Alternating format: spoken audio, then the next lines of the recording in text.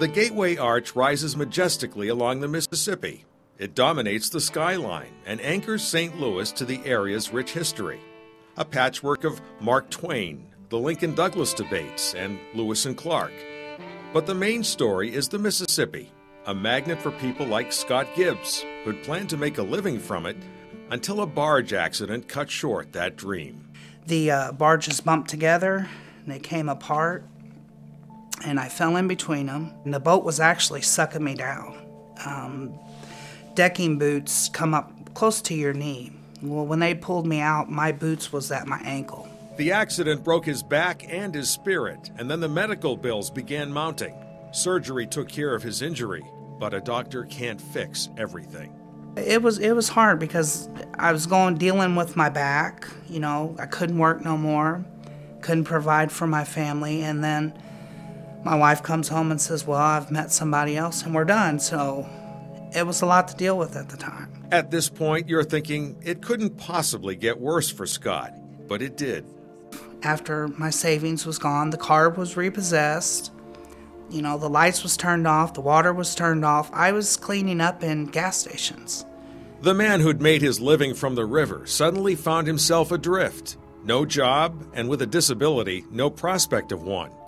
He needed a bridge to a fresh start.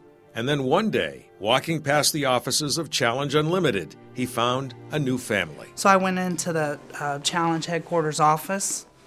I walked in, and a lady, she shook my hand. She treated me like I was just like everybody else. You know, everybody before had rejected me. It was no, you're overqualified, no. He started to work for me as a janitor on one of our van crews and did such an awesome job that I made him the crew leader and then later the supervisor for several van crews. And he's extremely capable. Challenge Unlimited CEO Tom Main realized that right away. The safety and the quality of his work is fantastic. I'd love to have 1,000 Scotts, tell you the truth. You can build an army with them.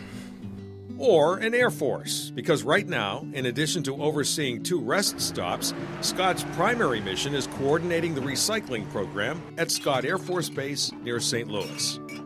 The 14th, we're going to have to take one of the brown cages we got back behind the Grapper House, make sure we got a sign on it, the recyclables only, and we'll have to place that over there on the 14th. It has to be there. I'm not like most managers. I'll get down and clean with them. If I'm requiring them to do something, then I'm not above doing that task either. Have you been inside yet? The library called for a pickup. He's a really down-to-earth person. I mean, if you got a problem, he'll talk to you about it. He'll take care of you. He'll do anything for you. All about you. You know, all about me, actually. You know, open the car door, close car door, you know.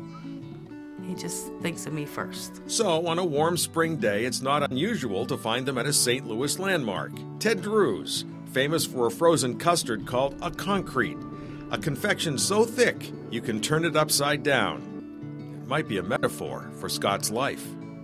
In tiny Alton, there's a memorial to the area's tallest man. There's no statue yet for Scott Gibbs, but right now, no one stands taller in these parts, or prouder, or more rooted in the can-do spirit of the American heartland. But it shows that people with disabilities can and do make a difference in the workforce. Absolutely. Like the famous arch, Scott Gibbs has his feet firmly on the ground, but he shines like a rainbow.